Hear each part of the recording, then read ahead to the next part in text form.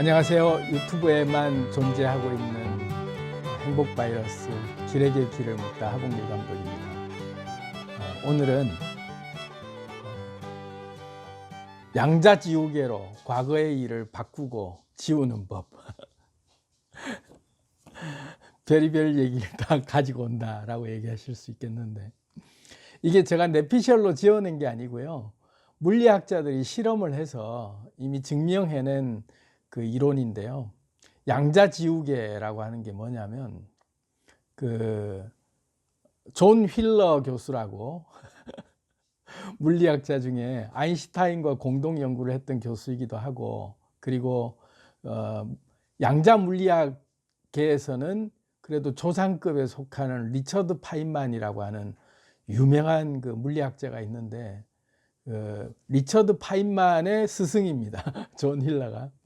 그 양반은 이제 블랙홀이라는 용어를 최초로 이렇게 이제 학계에서 발표를 한 교수이기도 하고 했는데, 이분이 이제 실험을 했는데, 이렇게 빛을 쏘을 때 거울이 반사되는 걸 이용해서 빛이 투과할 때 그냥 투과해서 다음 지점으로 가서 A라고 하는 지점에 도착하는 빛이 있고, 또 이게 반사돼서 옆으로 튕겨 나가서 다른 지점에서 또 다시 꺾어서 또 가는 B라고 하는 지점을 통과하는 이제 빛 입자들이 이제 존재하는데, 그렇게 존재할 때 이미 쏴버린 빛이 투과되고 다음 과정을 거쳐가고 마지막 A 지점, B 지점에 도착하기 전에 또 하나의 거울을 더 이렇게 갑자기 설치를 하면, 이미 쏴보낸 빛이 이쪽으로 가다 보면 이 빛은 A 지점으로 가는 빛이 이렇게 정해져 있는 빛이 이렇게 갈 수 있는데,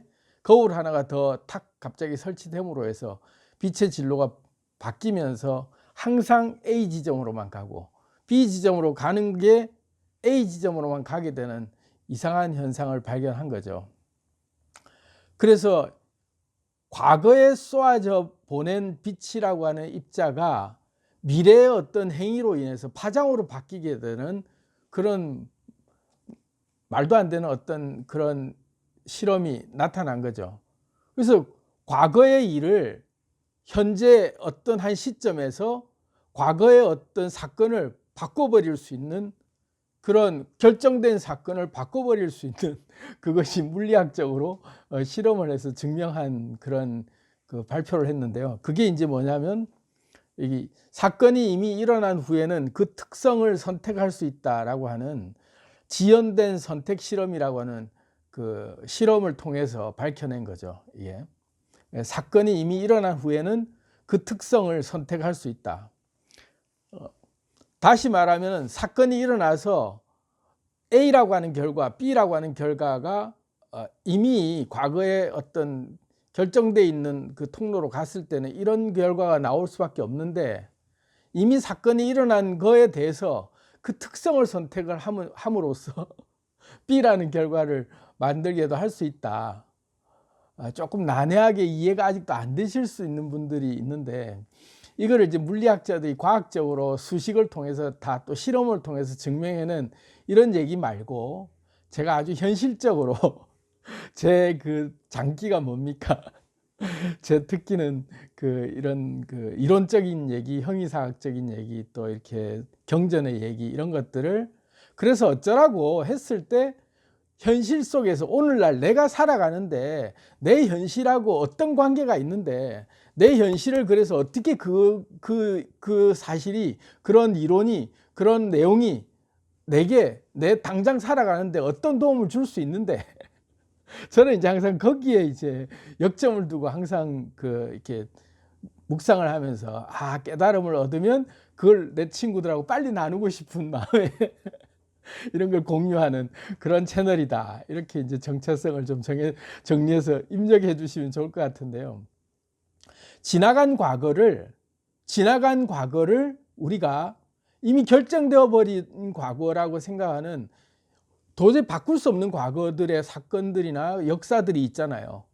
과거의 역사죠. 이건 완전히 결정돼 버린 거죠. 그죠? 이미 발생돼 버린 하나의 사건들이거나 정해져 있는 하나의 우리가 누구라도 이거는 변개할 수 없다라고 하는 딱 정해져 있는 과거라고 생각하는 것이 어느 순간에 어느 시점이 돼서 갑자기 과거를 재해석한다 그러면서 그 과거가 재조명되면서 우리가 알고 있던 과거의 어떤 분명한 사실이 하나의 그 사건이 생긴 거죠. 이벤트, 그 사건이라고 하는 하나의 물리적 뭐 현상이 딱 생긴 그것을 이제까지 많은 사람들이 그 사건에 대해서 이렇게 다 알고 있었던 내용에 너무나도 확실하게 이렇게만 알고 있었던 한 단면이 있단 말이에요.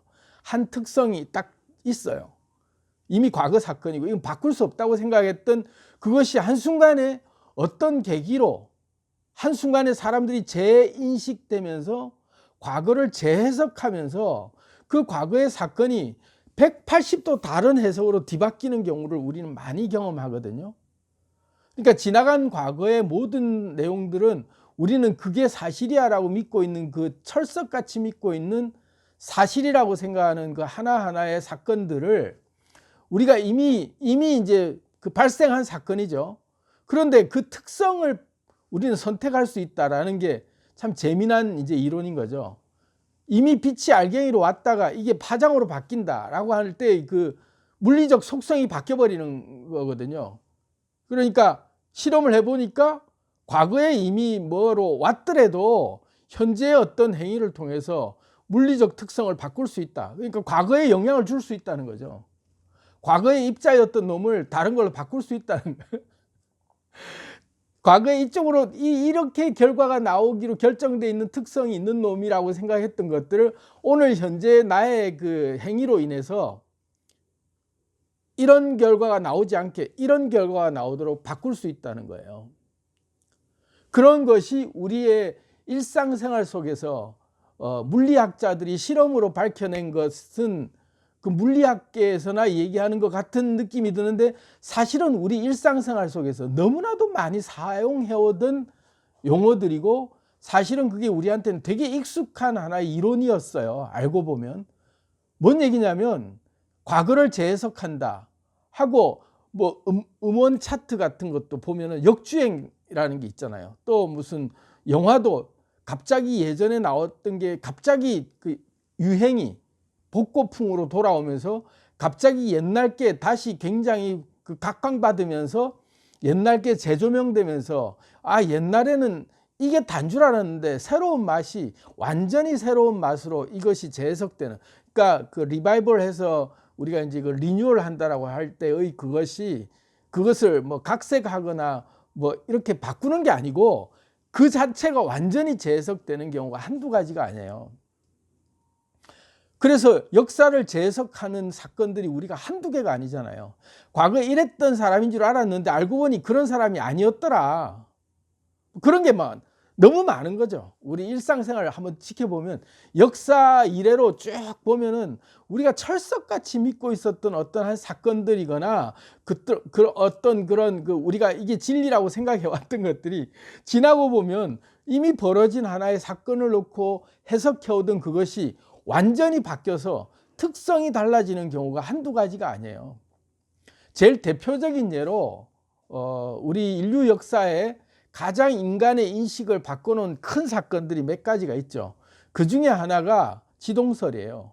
이제까지 천동설로 지구를 중심으로 모든 세상이 돌고 있다고 생각한 그런 우주관의 전체 생각이 완전히 바뀌어버린 시대가 한번 있었단 말이에요. 천지가 뒤바뀌는 그 의식의 개벽이 일어나는 때죠. 그래서 코페르니쿠스적 의식 전환이라고 제가 계속 영상에서도 얘기를 하고 있고 우리도 지금 코페르니쿠스적 의식 전환이 지금 필요한 때가 됐다.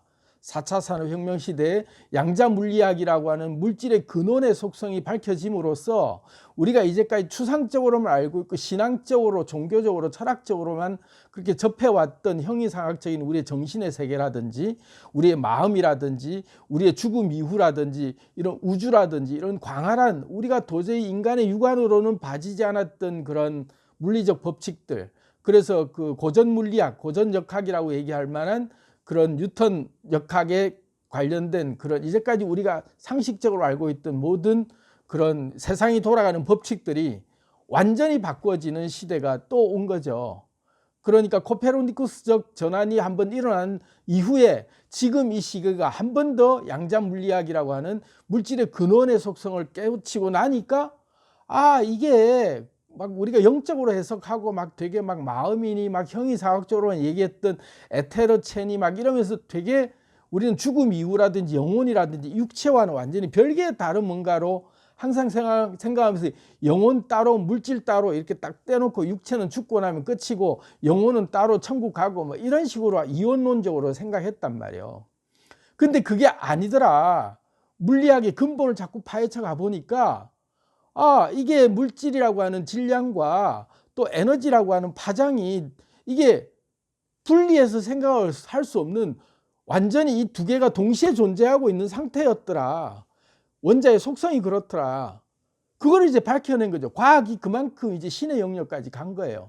그리고 우리가 신이다라고 얘기했을 때 그 신의 그 개념을 물질의 근원을 파헤쳐 보니까 물질의 속성이라고 하는 게 아리까리 이제까지 인간이 이해가 되지 않았던 육체와 영혼이라고 하는 그런 우리는 딱 이양대립적인 요소로만 분리해서 생각했는데 알고 보니까 이게 뒤섞여 있더라. 그래서 양자 얽힘처럼 질량과 에너지는 동시에 존재하고 있다. 같이 존재하고 있더라. 그런데 우리가 정신이나 형이상학이나 이런 데만 딱 신경 쓰는 순간 우리의 육체는 아주 그냥 싹 또 의미가 없는 게 돼버리고 육체에 또 우리가 살아가는 현실에만 딱 또 집중하면 우리가 에너지니 뭐니 하는 그런 우리의 정신세계에서는 또 우리가 잊어버리고 사는 그런 현상이 분리해서 생각하다 보니까 항상 그게 해결이 안 되는데 이거는 분리할 수 없는 동시에 같이 엮여 있을 수밖에 없는 거구나.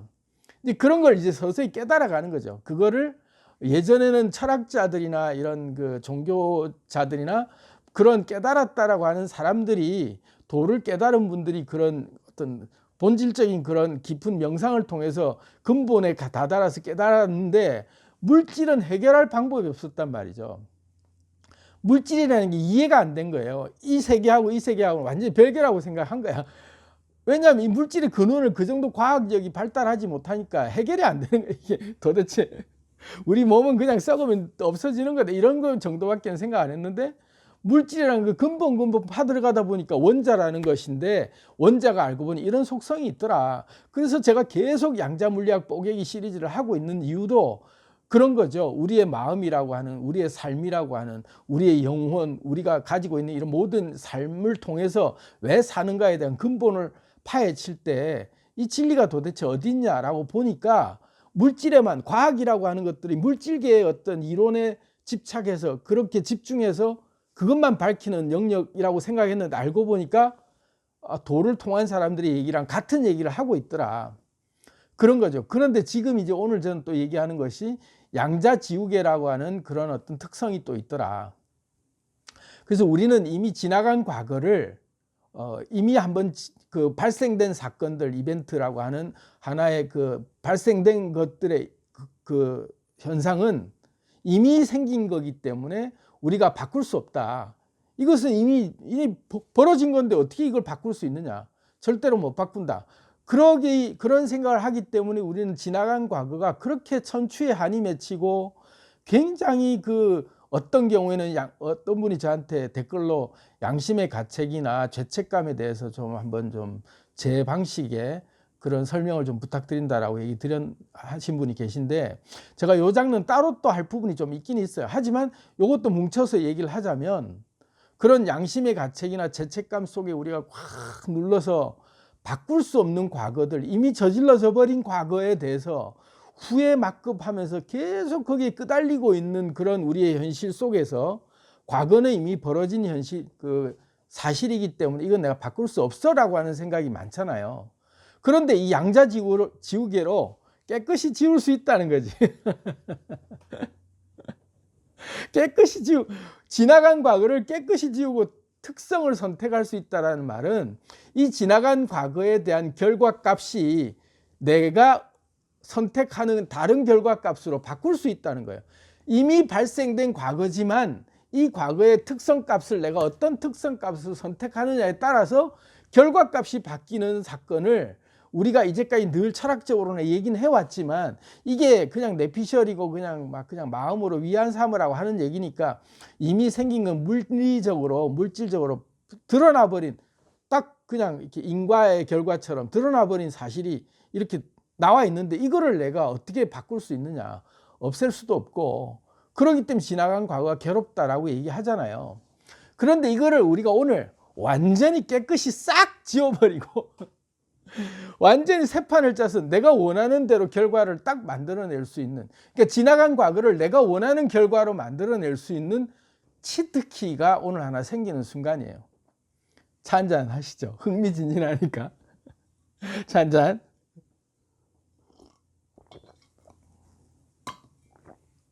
우리가 지나간 과거 때문에 굉장히 괴로워하는 경우도 있지만 어떤 경우에는 그 지나간 과거의 그 결과들에 의해서 우리는 계속 그 과거의 어떤 그림자들이 우리를 따라다니면서 항상 족쇄처럼 우리를 이렇게 넌 지난번에 이랬어 라고 하기 때문에 그것이 우리는 연속적으로 계속 나의 현재 삶에 나에게 이런 영향을 주고 있다라고 우리는 생각하고 있잖아요. 과거가 오늘의 나에게 영향을 주고 있을 수밖에 없다. 왜? 인과의 법칙이 그러니까 라고 우린 얘기하면서 이제까지 지나간 과거에 대한 그런 지나간 과거에 대한 대가를 치르면서 살아왔다라는 게 일반 상식이었단 말이죠. 물론 그건 인과의 법칙상 그 발생된 물리적 어떤 현상들, 내가 예를 들어 죄를 지었거나 내가 어떤 누군가에게 상처를 줬거나 또는 내가 사업에 실패를 했거나 그래서 이미 지나간 과거에 벌어진 사건들로 인해서 현재 내가 이 그 물리 법칙에 의해서 지나온 과거의 어떤 그 에너지가 계속해서 나에게 파장을 주고 있는 것은 사실이에요. 그거를 부인하는 건 아니에요. 그거를 없애겠다 이거는 아니에요.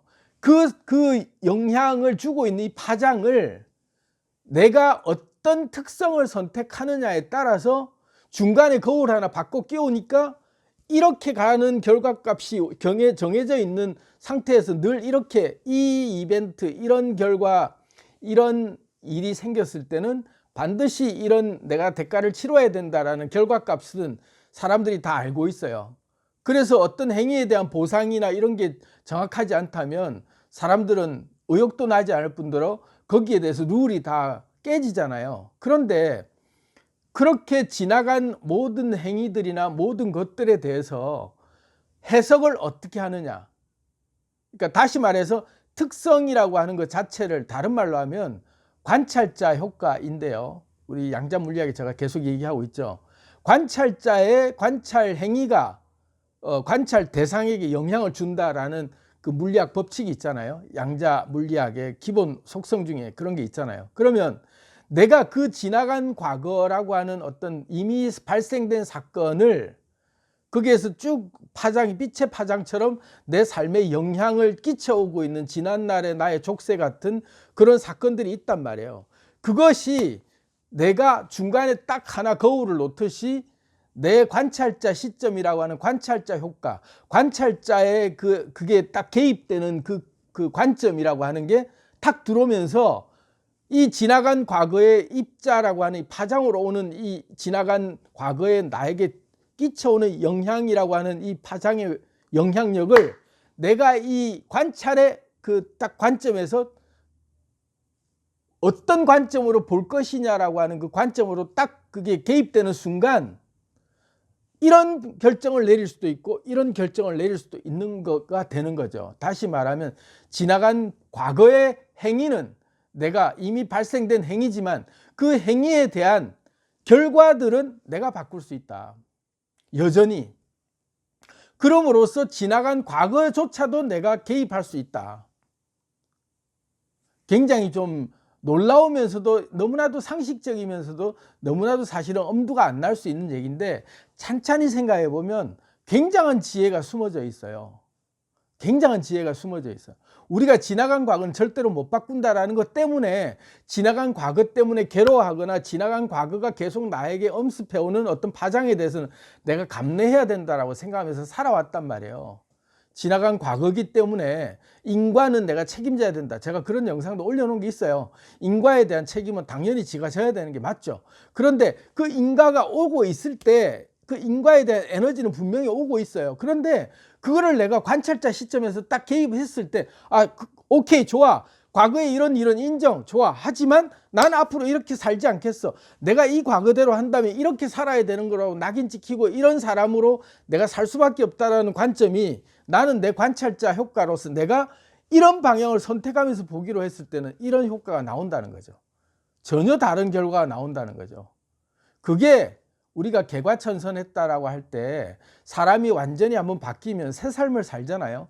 그것이 사람이 사실은 지나간 과거를 반성하고 지나간 과거를 돌아보면서 내가 그 죄책감에 계속 끄달리는 게 아니라 단절하는 거죠. 지나간 과거가 더 이상 내게 영향을 줄 수 없도록 탁 그 지나간 에너지들을 단절시키고 내가 관찰자 시점이 딱 동원되면서 내 세상은 내가 지금부터 창조한다는 마음으로 새로운 역사를 쓰겠다고 딱 그 관점을 바꿔버리면 내가 만들고 싶고 내가 보고 싶은 쪽으로 지난날의 과거들을 내가 전화이복으로 내가 모든 것이 합력해서 선을 이루는 거로 내 모든 과거를 다 복으로 생각하면서 확 바꿔놓을 수 있는 거죠.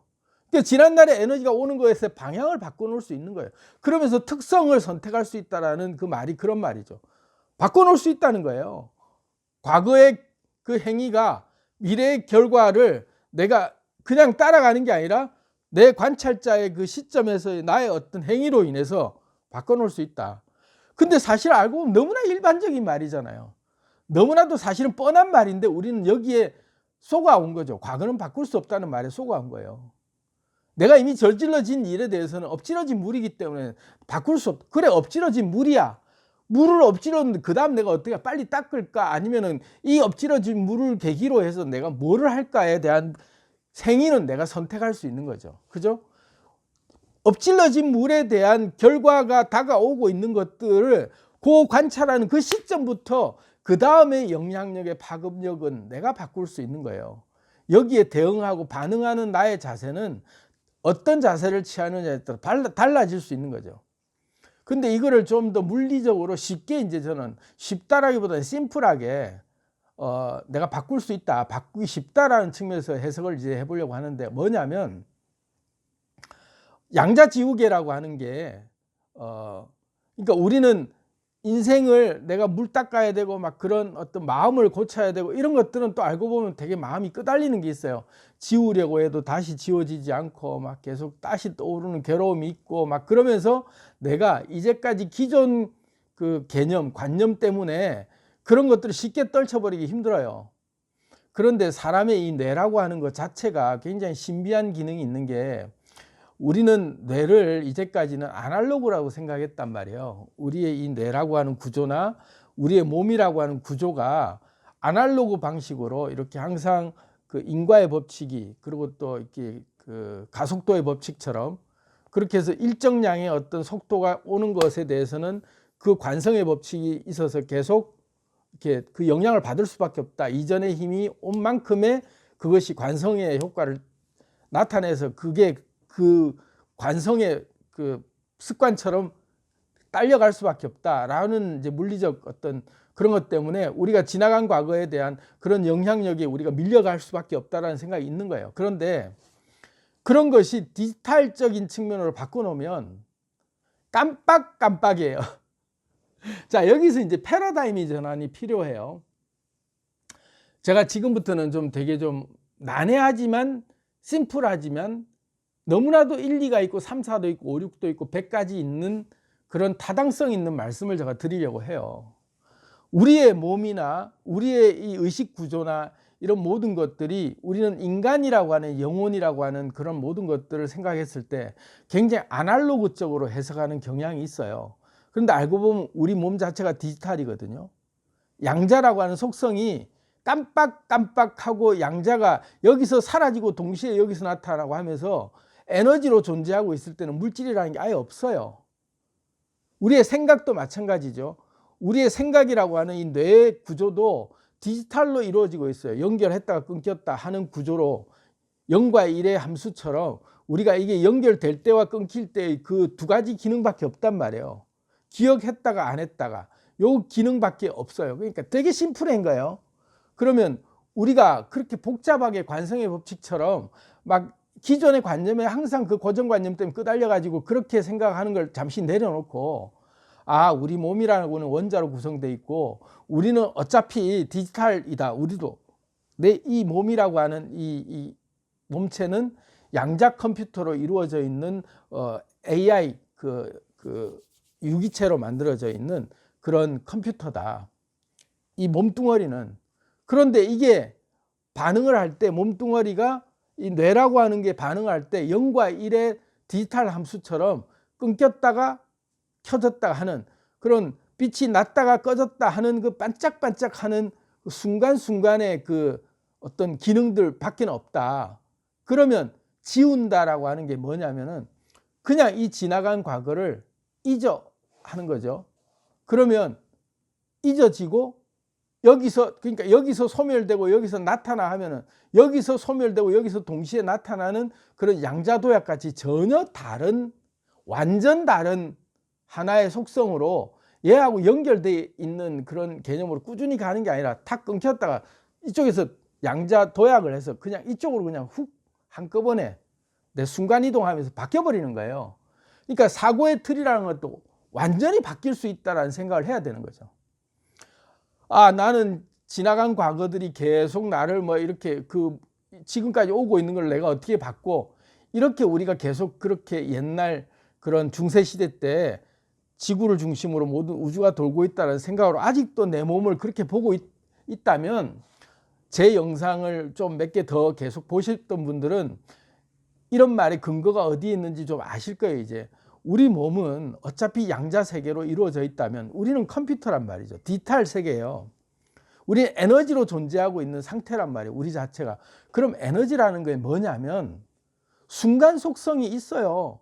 우리는 항상 뭐 태고 때부터 오랜 시간 동안 우리의 인생이 만들어지는 모든 것들이 계속해서 존재하고 있는 뭔가의 그것이 우리는 항시 존재하고 있다고 생각하는데 아니란 말이에요. 그냥 순간순간 깜빡이고 있는 존재일 뿐인 거죠. 우리는 그 현실을 살아가고 현재밖에 없는 그런 상태인 거죠. 근데 우리는 상을 생각할 때 과거부터 계속 이어져 온다는 생각이 우리는 항상 지배하고 있단 말이에요. 근데 알고 보면 우리 현재밖에는 살고 있지 않거든요. 현재밖에 살고 있지 않아요. 그리고 이 현재에 우리는 과거도 바꿀 수 있고 미래도 바꿀 수 있는 거죠. 현재의 모든 걸 다 할 수 있는 거예요. 깜빡하고 들어왔을 때 그게 다거든요. 그러니까 깜빡할 때 그 생각이 들어왔을 때 과거의 모든 것들이 아 그래 이런 에너지가 지금 오고 있지 했을 때 막 힘들어 막 나는 못 바꾸는 과거 때문에 죄책감이 생겨 또는 뭐 그런 죄책감이 아니라도 막 그런 모든 인과가 오는 것들에 대해서 내가 아싸 하고 마음을 싹 바꿨을 때는 그래 이 에너지가 나에게는 새로운 결과로 내가 만들어낼 수 있는 하나의 재원이다 하고 그렇게 받아들이면서 그 순간만 생각해 보는 거죠. 그 순간만. 그러면서 지금 현재 내게 주어진 모든 컨디션들을 어떻게 활용하지 하면서 보면 특성값이 바뀌면서 다른 결과가 나오는 거예요. 완전 다른 결과가 나오는 거예요. 아까도 제가 서두에 잠시 얘기했지만 지나간 과거 역사들이나 아니면 지나간 사건들 보면 뭐 범인이라고 생각했던 사람이 한순간에 범인이 아니어가고 20몇 년 동안 억울한 옥살이를 했다가 풀려나는 경우가 있잖아요. 그 전까지 그 사람은 영락없는 살인범이었어요. 그런데 풀려났단 말이에요. 그럴 때는 그 사람은 이제부터 살인범이 아닌 거죠. 그럼 이건 뭐냐? 지나간 과거와 현재의 내가 지나간 과거 20년간 살아온 과거가 살인범이었다라는 세상 모든 사람들이 다 알고 있는 살인범이었는데 한순간에 억울한 옥살이한 사람으로 바뀐 거야. 그럼 뭐가 다를까요? 옥살이한 게 달라지나요? 아니죠. 그런데 20년간의 그 모든 세월이 한순간에 바뀐 거예요. 신분이. 그죠? 억울한 누명을 쓰고 옥살이를 했다라는 그 순간에 이 사람은 양자도약을 하는 거예요. 그리고 20년간의 그것이 자기를 계속 괴롭힐 수는 있겠죠. 나 이렇게 억울하게 옥살이해서 막 그런데 그걸 달리 생각하면 이 사람이 앞으로 저는 제 영상을 혹시 이분이 볼 기회가 있다면 제가 이분에게 조언을 드리고 싶은 게 그런 거예요. 이런 비슷한 케이스가 많죠. 사람마다 다 다른 케이스로 똑같은 어떤 걸 적용해 볼 수 있는 게 뭐냐면 지나간 수십 년간의 나의 과거가 나를 괴롭혀 왔고 나를 힘들게 해왔던, 본의 아니게 나를 괴롭혀 왔던 내 의도와는 달리 또는 내가 어쩔 수 없이 그렇게 당해왔던 세월이 20년, 30년, 50년간을 살아왔다라는 억울한 세월이 있다 쳐요. 그래서 그것은 도저히 나는 이제 보상받을 길도 없고 너무나 억울해 하고 살아온 세월이야. 그게 확정된 과거의 사건이라고, 밀려오는 에너지라고 쳐요. 근데 한순간에 누명이 벗겨졌어. 근데 지가 잘해갖고 벗겨진 게 아니잖아요. 그죠? 한순간에 그냥 바뀌어버렸어. 뭐지? 싶은 거죠. 그 사람 인생을 어떻게 보상받지? 했을 때 두 가지를 선택할 수 있어요. 난 지나간 과거 너무 억울해하고 막 계속 그렇게 피해의식이 쩔어 살 것이냐. 이걸 통해서 내 인생이 양자도약했다 하면서 뭐 국가에서 배상금도 줄 것이고 또 그걸로 많은 사람들이 이 사람을 완전히 반전 인생에 대해서 그걸 가지고 강연하고 다닐 수도 있고, 지나간 자기 20년간의 모든 그 어려웠던 그 교도소에서의 생활들이나 억울한 그 생활들, 처참하게 눌려져 왔던 자기 인생의 모든 한들이 그게 꽃이 피듯이 한이 기쁨으로 승화되면서 이 한으로 인해서 이 기쁨이 더 배가 되면서 이 한이 오히려 나에게 정말로 큰 진주가 만들어지는 보약이었구나 하고 이 사람이 살아간다면 앞으로 인생은 굉장히 찬란한 일들이 많이 생기지 않겠어요. 왜? 이 사람을 봐라라고 할 수 있단 말이에요. 이렇게 억울하게 살았던 사람이 이렇게 한순간에 내가 이렇게 양자도약을 해서 나는 이렇게 지금 내 인생 이제부터 지나간 과거 다 털어버리고 양자지구를 깨끗이 지우고 내가 어떻게 살기를 선택한 그 순간부터 나는 이렇게 기쁜 삶을 살고 있습니다. 저는 이렇게 지금 행복해요 하고 사는 삶을 사는 것과 몇십 년간의 내 삶을 보상해 주랍시고 맨날 투쟁하고 다니면서 그렇게 자기 스스로를 더 지나간 과거를 괴롭히면서 사는 특성을 선택할 것과, 그건 자기 선택이에요. 근데 자기가 이렇게 살기로 선택한 순간 사람들이 어떤 것에 박수를 쳐줄까요? 행복하게 살기를 선택하는 삶을 자기가 포기하지 않는다면 이걸 선택해야 되지 않겠어요? 우리 삶도 똑같다는 거죠. 지나간 과거에 수많은 억울하게 살아오거나 내가 정말로 힘들게 살아온 나의 모든 과거들을 내가 원망하면서 그렇게 내가 독소를 뿜어내면서 내 인생을 아니면 어느 순간 내가 양자도약하는 시점에 와서 내 관찰자의 시점이 딱 개입되면서 내 관찰자의 그 관찰 행위가 관찰 대상에게 영향을 직접적으로 준다라는 관점으로 내가 보고 싶은 세상, 내가 만들고 싶은 세상을 내 관찰자 시점에서 내가 만들어갈 수 있다는 시점으로 지나간 과거의 에너지를 내 관점으로 딱 개입되는 순간 완전히 바꿔놓을 수 있는 그런 아주 심플하게 의식 하나만 바꿔놓으면 되는 거구나 하면서 바꿀 수 있다는 거죠. 그렇게 되면 지나간 나의 과거 때문에 내가 괴로운 것들을 더 이상 내가 괴롭힘을 당하지 않고 살 수 있다는 거예요. 그래서 오늘의 선택이 과거에 일어난 일에 직접적인 영향을 준다. 과거 때문에 괴로울 때 불편한 과거를 지우고 새로 쓸 수 있는 원리에 대해서 얘기를 하다 보니까 이게 심지어 악용을 하면 범죄자들까지도 이런 그 원리를 이용해서 이제 살 수가 있죠. 사실은 그럴 수 있어요. 그래서 왔다 갔다 헷갈리는 얘기일 수 있는데, 우주는 또 이 자연은 어떤 게 죄인지 어떤 게 범죄자인지 아닌지 구분을 안 해요. 나쁜 놈 착한 놈 구분을 해서 산타 할아버지가 선물을 착한 애들한테만 주는 그런 자연이 아니거든요. 나쁜 놈이나 착한 놈이나 똑같은 원리가 적용돼요. 그래서 이 원리조차도 나쁜 놈 착한 놈이 똑같이 다 적용되는 원리인 거죠. 그래서 나쁜 놈도 악용하면 양심에 화인 맞은 놈처럼 전혀 뻔뻔하게 어떤 중형 범죄를 저지르고도 거룩한 얼굴하고 평안한 얼굴을 하면서 사람들에게 위선적인 얼굴로 정말로 실제로 가족들에게 잘하면서 정말 좋은 삶을 살다가 가는 인간들 많죠. 이 효과 때문에 그런 거예요. 지나간 과거에 어떤 인과가 오고 있어도 지가 대하는 자세가 그렇게 다르면 완전히 그 죄책감을 1도 생각 안 하고 살아가는 사람들이 너무 많은 거예요. 그 원리를 알기 때문에 그렇게 살아가는 거죠. 그리고 묻혀진 과거의 흑역사들 같은 경우도 드러나 보니까 이 사람이 정말 성공한 뒤에는 이 흑역사까지 아름다워지면서 이 지나간 흑역사 하나하나 들춰내면서 이 사람을 욕하는 게 아니라 그래 이런 사람이 이런 시절도 있었어 하면서 아주 우스개 재미난 얘기로 해자하면서도 이 사람은 괴롭게 느껴질지 몰라도 사람들이 이걸 결코 나쁘게 안 보는 거죠. 오히려 그때 시점을 추억 파렴, 리즈 시절 뭐 이러면서 그 옛날하고 비교하면서 이렇게 더 즐겨하는 경우도 있잖아요. 그러니까 그런 과거들이 이미 발생돼 있는 하나의 물리적 사건 현상이라 할지라도 그 오고 있는 파장의 그 빛의 파장의 영향을 하나의 관찰자 개입이 들어옴으로 해서 다른 결과를 만들어낼 수 있다. 특성을 선택할 수 있다는 거죠. 그랬을 때 결과가 달라지는 효과가 과거의 어떤 일들 자체의 그 관점이 달라지는 거죠. 사람들의 관점이. 그래서 오늘날 역사를 재해석하는 게 너무 많잖아요. 역사가 재해석되고 있는 경우가 너무 많아요. 왜? 관점이 바뀌었다 이거죠. 관찰자 시점에서 관점이 바뀔 때마다 역사가 재해석되고 있는 거예요. 그런 것처럼 우리의 개인의 역사들, 우리의 개인의 삶에 지나간 어떤 에너지의 하나의 인과들이 우리가 어떤 관찰자 시점에서 어떤 역사를 새로 쓸 거냐에 대해서는 우리의 관찰자의 시점이 개입되는 우리의 시점에 달려있다. 우리의 관찰자의 행위에 달려있다.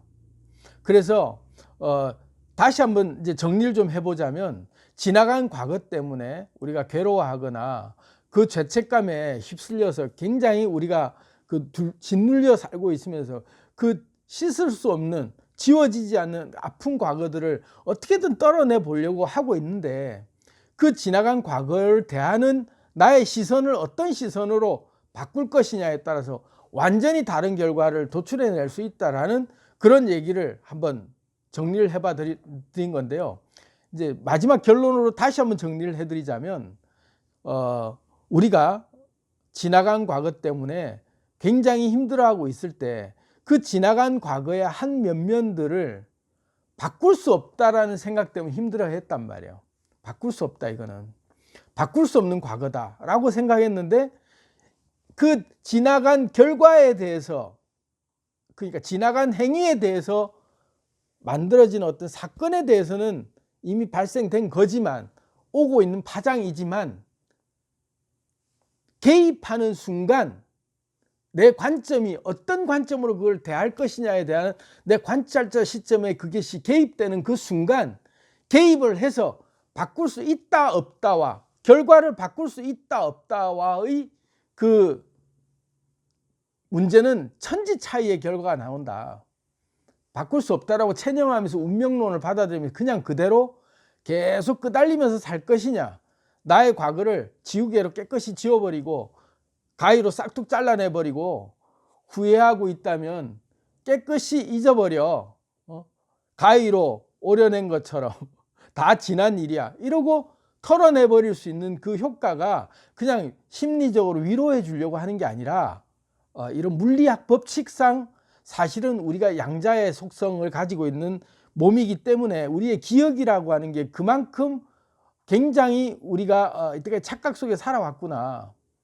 깜빡깜빡하는 그 순간 1초도 안 되는 그런 정도밖에 안 되는 기억들로 우리는 유지되고 있는 그런 상태로 우리는 세상을 보는 시각이 우리가 그런 정도인데 이거에 그 중간에 필름 좀 갈아내고 그것을 다른 걸 끼우는 것에 대해서 너무나도 우리는 이때까지 힘든 일이라고 생각했는데 알고 보니 그게 아니구나. 여기 제가 이 얘기도 다음에 한번 해드리려고 딱 정리해 놓은 건데 임계융합진동수라고 있어요. 임계융합진동수라고 하는 말이 있는데 이게 굉장히 놀라운 어떤 그 효과인데요. 임계융합진동수라고 하는 게 진동수라고 하는 게 달리 뭐냐면 우리 인간이 눈으로 보고 있다라고 할 때 우리가 생각하고 있다라고 할 때 그 진동수라고 하는 그 파장이 우리가 인식한다라고 할 때 그 진동수의 파장의 범위가 우리는 1초에 60개의 파장으로 60개의 사진으로 밖에는 기억을 못하는 우리의 한계가 있어요. 그게 임계점이라고 하는 그 임계가 딱 임계점이라는 게 있단 말이에요. 우리의 한계라고 하는 임계점이 1초에 60개 밖에는 생각을 못하는 거예요. 1초에 60 프레임으로 잘려져 있는 사진 한 장 한 장을 우리가 쫙 정보를 우리가 이렇게 동영상처럼 이어서 본다고 생각해도 사실은 알고 보면 눈으로 보고 있다라고 할 때 1초에 60컷으로 쪼개서 보고 있는 사진이 들어오고 있는 거거든요.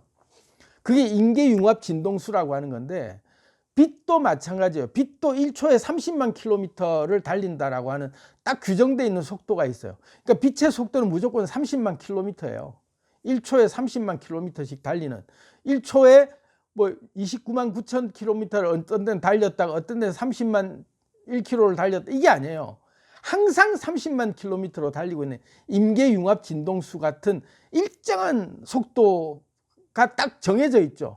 빛, 그럼 무조건 1초에 30만 킬로미터 하는 게 딱 정해져 있는 그 임계융합 진동수 안에서만 빛이 움직이는 거예요. 절대로 이 속도를 넘어갈 수가 없죠. 그러니까 우리가 물리 세계라고 하는 우리의 현실 세계에서의 우리가 바라보고 생각하고 우리가 느끼고 하는 모든 우리의 감각 그 진동수가 빛을 넘어갈 수가 없는 거죠. 그러니까 빛이라고 하는 것은 1초에 30만 킬로미터를 달리는 그 속도를 넘어갈 수 없는 임계점이 있다는 거예요. 우리는 그 세계 속에 갇혀 있는 거죠. 아까 제가 좀 버벅대는 바람에 이 얘기까지 해드려야 약간 좀 더 뭔가 이해가 되실 것 같은데, 그래서 달리 얘기하면 우리가 살고 있는 이 세상 자체가 사실은 공즉시생, 색즉시공이라고 얘기하는 우리가 관찰자 시점으로 만들어내고 있는 허상의 세계거든요.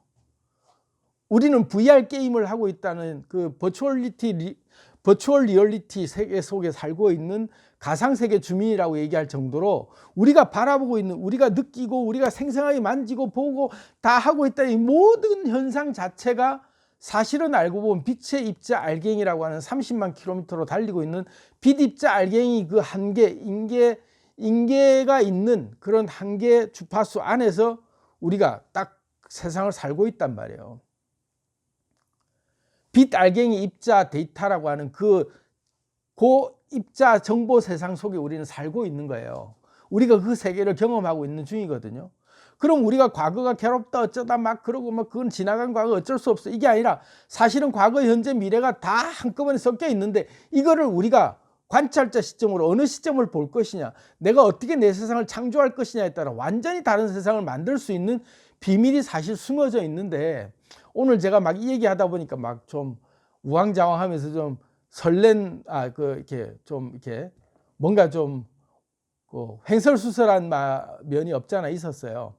그런데 워낙 좀 제가 이 얘기를 드리는 게 좀 중요하다 생각하니까 마지막 결론에서 이 얘기를 좀 해서 약간 좀 더 헷갈리실 수 있는데, 어쨌든 제 구독자 여러분들께서는 굉장히 수준이 높은 분들이라고 확실하게 제가 알고 있기 때문에 제가 뭔 말 하려고 하는지 다 아실 거라고 생각해요.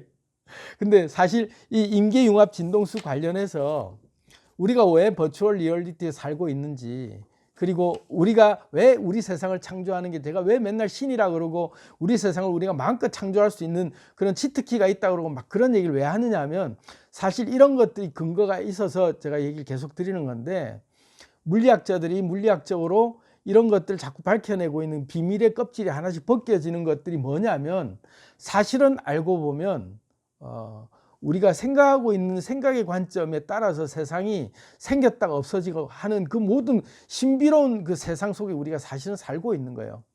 그런데 그 비밀을 알고 나면 우리가 과거 때문에 괴로워하거나 또 과거에 어떤 그 우리가 그 행해놓은 인과 때문에 그것이 바꿀 수 없다라는 그것에 계속 우리가 족쇄처럼 따라다니는 그런 것들을 우리가 끄달려가면서 그렇게 후회스러운 삶에 계속 끌려가고 있는 삶을 살고 있는 것을 단절시킬 수 있다는 그런 얘기를 드리려고 하다 보니까 여기까지 왔는데, 여러분 어쨌든 계속 제 얘기를 좀 들어보시다 보면 앞으로 제가 이런 거 관련해서 제 얘기가 완전히 그냥 내피셜로 저기 무슨 뭐 안드로메다 얘기하고 있는 그런 아주 그냥 몽상가 같은 얘기구나 라고 생각하지 않도록 충분히 근거 있는 설명을 하나씩 계속 보따리를 풀 수 있는 것들이 많으니까요.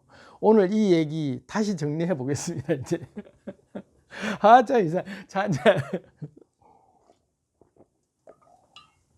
예전 같았으면 제가 이렇게 좀 버벅대면 그냥 끄고 다시 찍어요. 근데 이제 우리 친구들이라는 생각이 들고 일상생활을 같이 얘기하고 같이 막 그냥 잡담하면서 이런 얘기 저런 얘기 하는 친구들이라는 생각으로 이런 얘기까지 제가 그냥 하고 있는데, 이런 게 만약에 이제 오프라인상에서 커피 한잔 하면서 만났다면 우리가 사실 편하게 얘기할 수 있겠죠.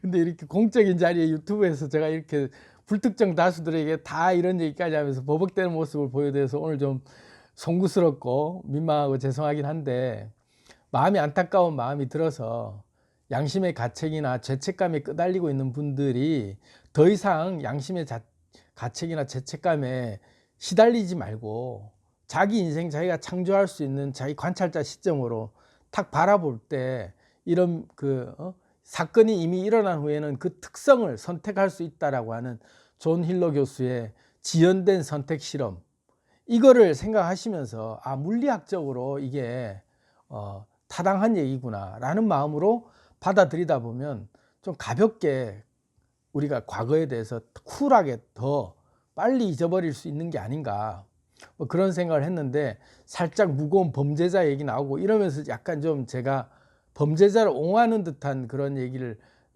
오해도 하실 수 있겠다 싶은데, 저는 우리 구독자들이 수준들이 그런 범죄자 수준에서 제가 옹호하는 구독자를 옹호하려고 하는 게 아니라는 거 아실 거예요.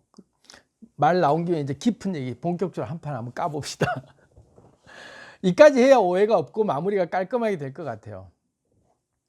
양심이라는 것, 양심의 가책을 느낀다, 죄책감을 느낀다 할 때 그 근본적인 부분을 한번 좀 이렇게 깊이 다루고 정리를 좀 마무리를 좀 해야 될 것 같아요. 그 구조주의 인류학이라고 혹시 들어보셨는지 모르겠는데, 구조주의 인류학을 만들어낸 그런 인류학자가 있어요. 그 양반이 주창한 부분에 의하면 인간이 생각하고 있는 이런 근본적인 도덕 체계라든지 그런 우리의 인간의 양심이라든지 이런 모든 관념들이 어떤 게 더 야만적이냐, 어떤 게 더 지성적이냐, 이렇게 현대의 우리 관점으로 바라보는 모든 기준들이라는 게 알고 보니까 이항 대립 구조다. 이항 대립 구조로 인류가 이렇게 딱 형성됐더라, 생각이라고 하는 것이. 그래서 선과 악으로 나누고 좋은 놈 나쁜 놈 나눌 때의 그런 모든 것들이 항상 이 대립적으로 나눠서 보는 그런 구조가 있어서 그렇게 인간들이 다 생각하는 게 어느새 생겼다, 그런 얘기를 쭉 하면서 그분이 좀 재밌는 말을 해요. 보로로족이나 아니면은 브라질 원주민들 이런 밀림의 원주민들 대상으로 자기가 계속 현지에 살면서 이제 그 사람들을 생태 조사를 한 거죠. 그런데 그 사람들 삶을 보면 식인 부족들 있잖아요. 식인종들. 그런 사람들조차도 알고 보면 그 사람의 삶, 그 부족의 삶을 들여서 살고 보면 그 사람들이 왜 사람을 잡아먹는가에 대한 그런 것이 그 나름대로는 굉장히 자기들 나름대로는 합리적이고 타당한 이론, 자기 근거에 의해서 그렇게 사람을 잡아먹는다 이거죠. 그러니까 심지어 사람을 잡아먹는 행위조차도 그조차도 선이다 악이다라고 구분할 수 없고, 어떤 게 더 야만적이냐, 어떤 게 더 문명적이냐라고 얘기할 수 있는 그런 요소가 아니다. 관점을 그렇게 봐서는 안 된다. 잡아먹을 때 그 사람의 행위가 우리의 문명이라고 소위 말하는 그런 유럽에 그때 당시에 무슨 식민지 개척하고 다닐 때 그런 사람들이 와서 그런 사람들이 야만이라고 다 잡아 죽이고 막 노예로 쓰고 하는 그 사람들이 오히려 더 야만적이지, 이 사람들은 그 나름대로 아주 자기네 룰에 입각해서 자기네 상식선에서 아주 잘 살고 있는 사람들이다. 왜? 사람을 먹을 땐 적군은 포로로 붙잡아두고 가둬놓을 수 있는 구조가 아니기 때문에 계속 불안하게 도망갈까 걱정하고 하느니 먹고 만다 이거지. 먹어버리고 끝낸다 이거죠. 그냥 먹어버리고 끝내자 하는 구조를 가지고 있다, 의식 체계가.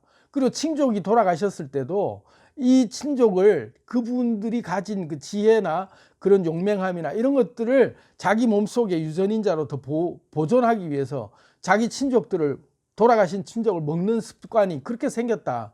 나름 일리가 있는 거죠. 자기 나름대로 타당한 이유가 있어서 그렇게 사람을 먹는 행위가 서구에서 바라보면 식인종이고 이건 정말 야만인이다라고 해서 다 죽여야 될 그런 아주 야만족들이다 하는데, 오히려 문명이랍시고 온 인간들이 더 야만적인 그런 행위가 아니냐, 이런 레비 스트로스라고 하는 구조적 인류학자가 주장한 내용이에요. 그 알고 보면 그런 거죠. 나라마다 먹는 식습관이 틀린데 어떤 나라의 식습관은 야만족이라고 얘기하는 그런 음식들을 어떤 나라에서는 정말로 귀중한 음식으로 아주 그 식도락가에게 그런 높은 점수를 받는 재료도 그렇게 다 다르단 말이에요. 나라마다 식습관에 따라서 어떻게 야만스럽게 이런 걸 먹냐라고 하는 민족들이 우리만 해도 뭐 딱 사람들 외국 사람들이 혐오하는 음식이 있잖아요. 그게 다 나라마다 혐오하는 음식을 먹고 있음에도 불구하고 문화가 다른 것이 너는 틀렸다라고 얘기할 수 없는 거라는 거죠. 그런 관점에서 보면 양심이라고 하는 것 자체도 우리가 가만 생각해 보면 인류가 본질적으로 우리가 이렇게 속에서부터 느껴지는 나의 본능적, 저는 본능을 자꾸 얘기하는데 본능적 나의 에너지가 깨어나면 내가 전체 인류가 하나가 다 내 몸 같다라고 생각했을 때 끌어안는 그런 그 만류인력의 법칙 같은 그런 주인의식이 깨어났을 때의 바라보는 시야가 넓어졌을 때 끌어안을 수 있는 나의 양심의 크기가 따로 있고 어린아이의 양심의 크기가 따로 있죠. 근데 어린아이에게 인류애를 가르칠 수 없단 말이에요. 어린아이에게 너는 인류를 사랑해야 되기 때문에 네가 가진 장난감 다 나눠주고 네가 먹던 거 다 친구 줘야 되고 이러면요 걔는 정말 불행한 인생을 그때부터 산다고 생각할 거예요. 아마 그냥 생을 마감할지도 몰라. 어린아이에게는 어린아이에게 합당한 양심의 기준이 있는 거죠. 그죠? 사람에 따라 자기의 그 컨디션에 따라 그때그때 다른 자기만의 그 본능이 요구하고 있는 그때에 맞는 자기만의 기준들이 있어야만 되는 게 맞는 거예요. 그런데 우리는 보편적 양심이라는 걸 만들어 놨어. 어느 순간부터. 그래서 너 양심의 가책도 없는데 사실 얘는 양심의 가책을 안 느껴. 내가 그 양심의 가책을 느껴야 되는 건가 하고 글쩍글쩍 하죠. 왜? 사실은 나는 별로 양심의 가책이 안 느껴져. 근데 사람들이 다 너는 양심에 털난 놈이, 넌 정말로 양심도 없는 놈이구나 막 나를 욕하는데 이게 나는 별로 양심의 가책이 안 느껴지는 건데 왜 이렇지? 나는 정말로 흉악범이라서 내가 양심의 가책이 안 느껴지는 건가? 이렇게 생각할 수 있는 거예요. 왜? 이 사람의 영혼의 크기나 이 사람의 특성에 따라서 이 사람은 이 환경에서는 이 사람은 죄가 아닌 거야. 그래서 나라마다도 법이 다 다르잖아요. 어떤 나라는 총을 들고 다녀도 죄가 아니에요. 어떤 나라는 총 들고 있으면요 흉악범으로 바로 그냥 즉각 구속이죠. 어떤 나라는 마약을 먹어도 아무 범죄가 아니에요. 어떤 나라는 마약을 파는 거나 마약을 먹는 행위는 무조건 그거는 제일 큰 범죄로 취급을 해요. 똑같은 그런 그 주제를 가지고도 똑같은 사건을 갖고도 취급하는 그 가치의 대상이 틀리단 말이에요. 완전히 이 사람하고 이 사람하고 완전히 다른 기준을 되는 거죠. 그렇다고 해서 그 나라가 완전히 식민지거나 아주 그런 법 체계가 완전 엉망인 나라이기 때문에 이런 게 그냥 통용되고 그런 게 아니라고요. 다 나라마다 다른 법을 적용하고 있잖아요. 그럼 이 나라에서는 죄가 아닌데 왜 이 나라에서는 유독 양심의 가책을 느껴야 되냐? 그럼 내 양심이라는 거는 어느 나라 갔을 때 이 양심 써야 되고 저 나라 가면 이 양심 써야 되나요? 그런 걸 가지고 우리 너 양심도 없네라고 보통 얘기한단 말이에요. 일반적 사회 관습에서 어긋난 일을 하면 양심에 있네 없네 그러면서 너는 도대체 네 양심에 손을 얹고 생각해봐라 하는데 얘는 별로 양심의 가책이 안 느껴져. 그런 걸 왜 내가 다 맞추어 살아야 되냐 이거지. 그 레비스트로스가 얘기하는 구조주의 인류학에 따르면 그런 그 인간의 모든 구조가 알고 보니까 친족들 간에도 부부간의 사이 좀 부족이 있고 부부간의 사이가 안 좋아야 자식하고 사이만 좋아야 되고 이렇게 형제간의 사이가 좋은 부족이 있고 형제간의 사이가 안 좋아야 되는 부족이 있고 그게 이양대립적 구조로 이렇게 알고 보니까 다 이렇게 나눠지는 구조가 좋고 나쁨을 서로 간에 구분지어 가지고 이렇게 서로가 편먹게 하면서 서로가 갈라치고 있는 것이 인간들이 만들어낸 그런 어떤 구조들이 있더라. 우리가 거기에 쏟고 살아오고 있기 때문에 양심이라고 하는 것을 너무 믿을 것도 못 된다. 그래서 양심의 가책이 있니 없니 막 이런 말도 사실은 자유로워야 되는 거예요. 그래서 선악과라고 하는 얘기를 할 때 우리는 선악과를 따먹었다 이러면은 우리는 그 선악과가 범죄를 저지른 행위라고 얘기하는데 엄격히 따지면 아닌 거죠. 인류의 죄가 시작된 것이 언제냐면 인류 스스로 내가 선이다 악이다를 구별짓기 시작한 시점부터 죄라는 게 만들어진 거죠. 하나님이 너는 선악과를 따먹었으니까 넌 죄를 지었다가 아니에요. 인간 스스로 선과 악을 구분시키기 시작한 그 이벤트가 발생된 시점이 인류 최초의 범죄 행위라고 얘기하는데, 인류가 최초로 선과 악을 구별짓기 시작한 분별심이 생겨난 것을 얘기하고 있는 거죠. 그렇기 때문에 원죄가 없어지는 상태라는 것은 그런 분별심을 없애는 마음으로 돌아갈 때가 인류 최초의 그런 마음으로 회복되는 거다. 그래서 불교에서도 얘기하잖아요. 분별심을 없애는 것이 해탈하는 근본적인 그런 도를 깨달아가는 과정인데, 분별심이라는 것이, 양심이라는 것조차도 우리가 분별심으로 보면은 거기에 끄달리기 시작한다는 거예요. 그래서 저는 그런 양심의 가책이고 뭐고 이런 걸 가지고 원론적으로 양심의 가책도 안 받고 다 각을 지어버리자 하는 것에 대해서 어떤 분이 태클 혹시 들어올 수도 있고 오해하실 수도 있다 싶어서 오늘 좀 얘기 나온 게 좀 길게 얘기가 나오는데, 양심의 가책이라는 것도 알고 보면 부질없는 것이다. 양심이라는 게 도대체 뭐냐? 어느 나라의 양심을 양심이라고 할 수 있느냐? 어느 시대적 양심을 양심이라고 할 수 있으며 어느 인류가 가진 양심을 양심이라고 할 것이냐? 우리 앞으로 후대 인류가 가지는 양심과 우리의 이전의 세대가 갖고 있는 양심과 지금 현세 살아가고 있는 양심이 항시 같으냐? 아니다 이거죠. 변치 않는 양심이 있는 게 아니다. 그때그때 다른 양심이다. 그런 양심에 왜 내가 계속 맞춰야 되느냐? 나는 내 본연의 에너지에 빛에 발하는 내 에너지 진동수만큼 살다 가면 된다. 그렇게 살면 그게 해를 끼치는 것 같아도요, 그렇지 않아요. 내 본성이 깨어나고 내 영혼이 확 개화되는 그 순간, 만류인력이라고 만류를 끌어당길 정도의 내 자아가 커질 때까지 내가 자라는 과정 속에서 때로는 내가 폭식할 수도 있고, 때로는 누가 해를 끼치는 놈하고 내가 싸울 수도 있는 거고, 그래 가면서 아웅다웅하면서 살면서 내가 자라나는 거거든요. 그 자라나는 모든 과거들을 내가 양심의 가책이랍시고, 그걸로 나는 옛날에 누구 어머니 내가 옛날 모유 먹을 때 심하게 좀 깨물었던 기억까지 회개합니다, 이런 말도 안 되는 그런 회개를 하고, 그것이 마치 거룩한 성자가 된 양 그렇게 회개하는 걸 다 회개했다라고 얘기하는 게 정답이 아니라는 얘기를 제가 드리고 싶은 거죠.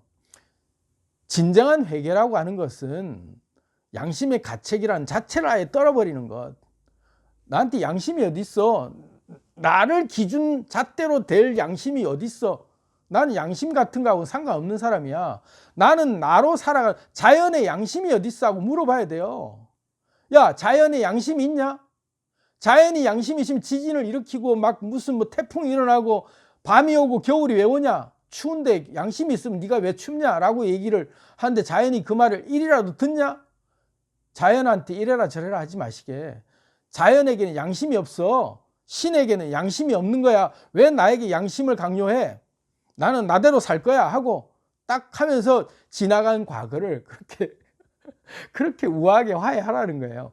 그리고 끊어버리고 더 이상 그 족쇄에 끄달리면서 나는 나쁜 놈이야, 나는 지나간 과거 나를 너무 괴롭혀, 그러면서 자꾸 힘들어지다 보면 내 세상을 창조할 수가 없는 거예요.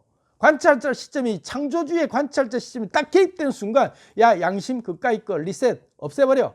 그리고 지금 나는 내 세상 내가 창조한다 하고 정말로 자유로운 고삐 풀린 망아지처럼 마음껏 뛰어놀면서 나의 영혼이 방출되는 그런 에너지 넘치는 나의 삶을 누구에게도 제약받지 않고 살아가는, 인류의 관습 따위 개나 줘버려 하고 그냥 살아가는 거예요.